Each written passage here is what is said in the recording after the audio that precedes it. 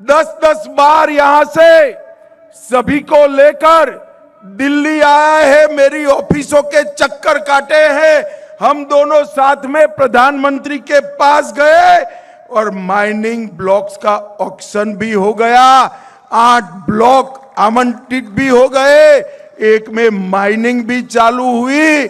और मोदी का गारंटी सुन लो, 2 साल में गोवा का पूरा माइनिंग इंडस्ट्रीज पहले की तरह धमधमाट कर चलने लगे।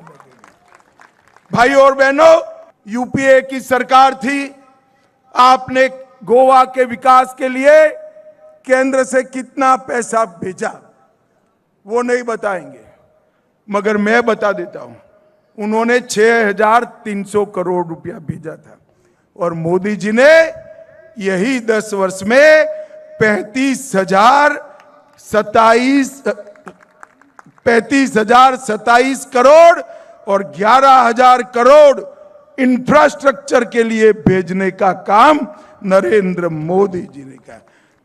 भाइयों बहनों, मुझे बताओ, ऐसा होने वाला है नहीं, स्वप्न में भी संभव है नहीं, मगर भगवान न करे और ये इंडिया अलायंस को बहुमत मिल जाए तो भारत का प्रधानमंत्री कौन होगा?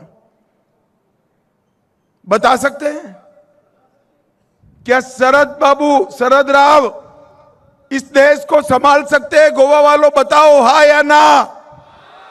संभाल सकते हैं? ममता बनर्जी संभाल सकती है?